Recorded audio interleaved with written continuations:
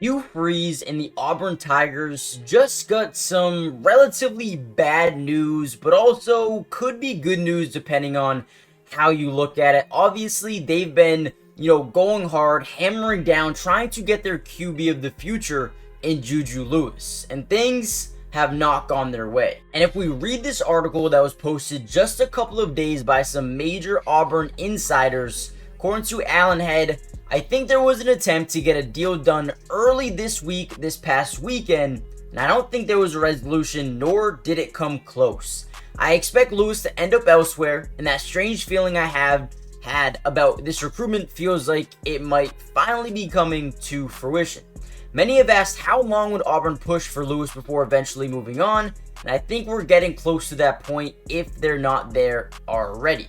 Now, basically what this means is, there's a tipping point, right? They cannot keep on waiting for Juju Lewis to commit, because if you wait 2 months before he commits and then he doesn't even commit to you, not only are you losing out on other quarterbacks that you could have added to your class, but then you're left with nobody.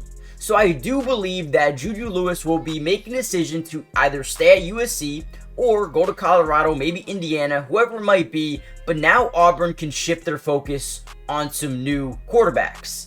But that leaves the question, what's next for the Auburn Tigers and the quarterback position for the 2025 recruiting class? We're going to break it all down. Now, before we break down the couple of quarterbacks I think Auburn should be in on over the next few weeks and months leading up to National Signing Day, make sure you guys do me a massive favor. This is my brand new channel. My main one has about 95,000 subscribers for the NFL, but I decided I love Auburn. I love college football in general. Let me make a college football channel. So, one, we're going to have a ton of Auburn videos for the remainder of the offseason, leading up to camp, leading up to the regular season film breakdown. We got you guys covered with Auburn and more, college football videos throughout everything, right? So make sure you guys join the family. It is free. It doesn't cost anything, and we're almost up to 400 subscribers in about 2 weeks, which is crazy. So join the family if you haven't already done so. Hit the like button and comment down below who is the one quarterback that you think Auburn needs to come out of this class with,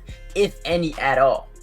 Now, with Juju Lewis most likely out of the running with Auburn, they're going to have to shift their focus to other quarterbacks either in this year's class or the 2026 class as well.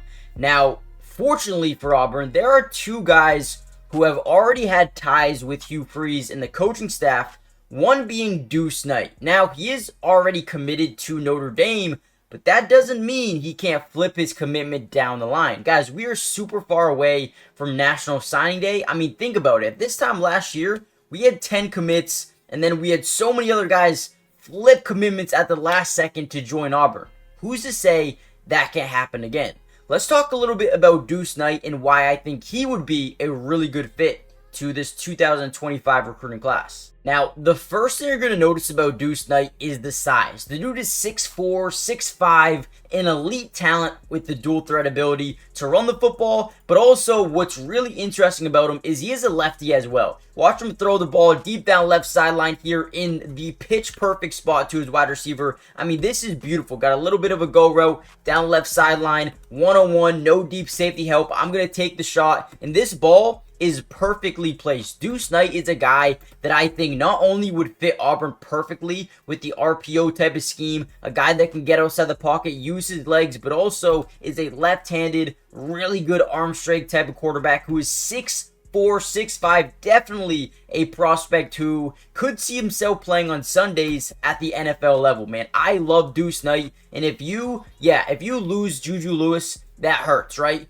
But Duce Knight would be such a good option because of the speed, the IQ, the ability to, run the football, pass the football. The dude is insane, right? Now, I will say this. Juju Lewis is probably here. Duce Knight is probably here, right? Now, listen, what I mean by that is I believe Duce Knight could be a really, really good player at the next level. But I think he's got a lot of work that needs to be done. He's got to iron out a lot of his tools, but I think that is very, very possible, right? You just watch this man throw the ball. It seems so beautiful, right? Turn on the film. You absolutely love it. If they end up getting a guy like Duce Knight, I would feel great about it, right? I honestly think Duce Knight is my number one quarterback. Obviously, guys, listen, Juju Lewis is the best quarterback out of the group.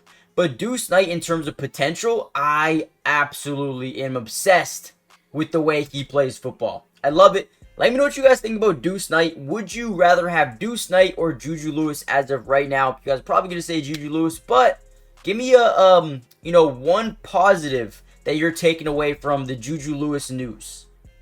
Next up, we have KJ Lacey. Now, he is another very interesting prospect, committed to Texas, but right now it seems like Texas and Auburn have, been at the top of his list. I don't know if he's going to, flip his commitment, but when you look at what Texas already has with Quinn Ewers and then Archie Manning, who will take over for a couple of years, it might make sense for KJ Lacey to step into Auburn and maybe even be the full-time starter next season, right? That is always a possibility and something that Auburn has against Texas, right? The playing time that will be opening up after this season, right? So I do think KJ Lacey is interesting. A little bit on the smaller side, the smallest out of all three quarterbacks. But on this play, I love what I see. So we have obviously a route going to the sideline here. We have one deep safety, but he's playing towards the middle, back turn towards the wide receiver, right? So whenever you see that, if you can lead this guy up the field instead of to the sideline, that is beautiful. And that is exactly what KJ Lacey does on this play. He sees that the safety's back is turned, gives him an opportunity to throw the ball down the field, and puts it in the perfect place for his wide receiver to get it, and walks in for a touchdown, right? Now, this is a guy who, like I said, a little bit on the smaller side, but can create angles, does a really good job finding spots on the football field to get the ball to his receivers, is a extender right in the backfield. If he's getting rushed, does a really good job at, extending plays using his legs, buys himself time away from pressure, has really good arm strength. This is a guy who should be viewed as a high potential type of guy with the ability to continue to grow and get better as time goes on. You see this guy just making plays, and I think he would be an absolute winner on day one if he does commit to Auburn.